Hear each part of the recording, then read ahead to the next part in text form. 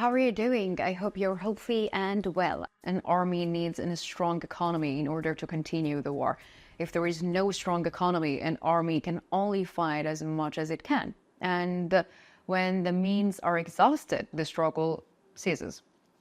Although the Russian armed forces are making advances on the front line, these days the Russian leadership is facing a great challenge in terms of economy, because the economic lifeblood of the Russian administration is being destroyed one by one by the operations carried out by the Ukrainian armed forces. In recent days, drones belonging to the Ukrainian armed forces have once again taken off to deal heavy blow to the Russian economy. So what was the target of these drones, and was the attack successful?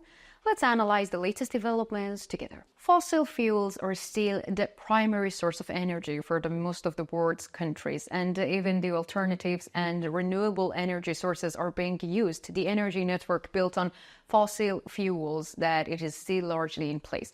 For this reason, some countries are trying to exert economic and diplomatic pressure on the countries of the world by using their fossil fuel resources. Of course, one of these countries is the Russian Federation.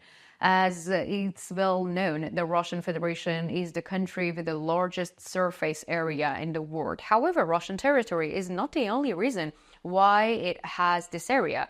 The autonomous republics that are subordinated to it by force and operation are also the most important reasons why the Russian Federation has such a large area.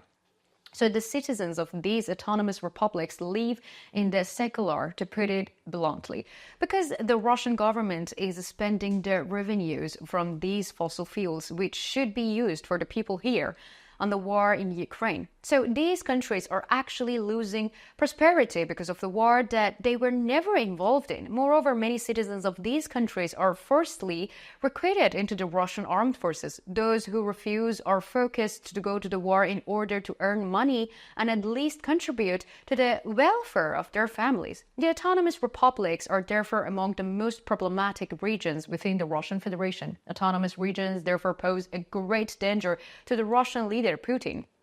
As I've mentioned, Russian leader Putin is using these resources for the war, but even the destruction or damage to these resources is an advantage for the Ukrainian army, because every economic loss negatively affects the war capacity of the Russian army.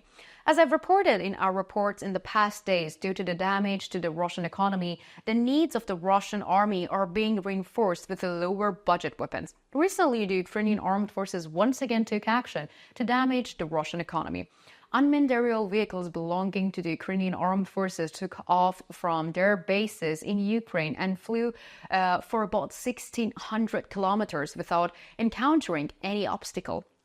Russian air defense systems again failed to intercept the unmanned aerial vehicles of the Ukrainian armed forces, and the failure of the Russian air defense systems was once again clearly visible. 1,600 kilometers is a huge distance, and it is quite remarkable that the Russian air defense systems were unable to detect and destroy unmanned aerial vehicles over such a long distance. So, according to reports, this attack by the unmanned aerial vehicles of the Ukrainian armed forces was aimed at an oil refinery in the Russian Autonomous Republic, Bashkortostan.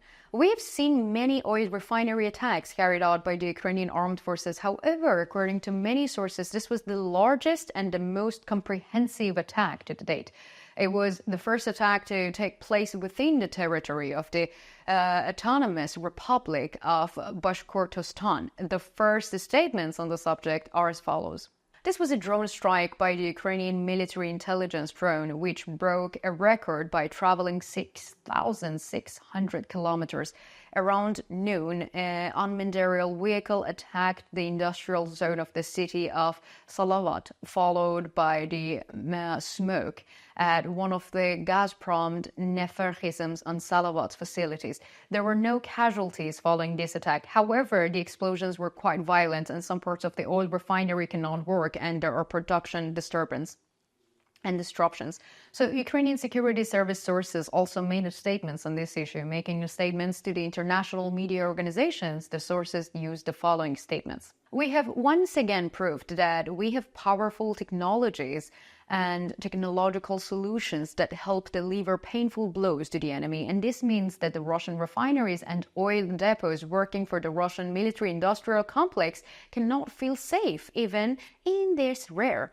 As long as the Russian occupation of Ukrainian territory continues, the Ukrainian armed forces will recognize all military and economic facilities of the enemy as legitimate targets and will take appropriate action. No one, especially the enemy, should doubt us. With these operations, the Ukrainian armed forces are causing irreparable damage to Russia's military infrastructures and economic infrastructure, at least irreparable damage to the short term.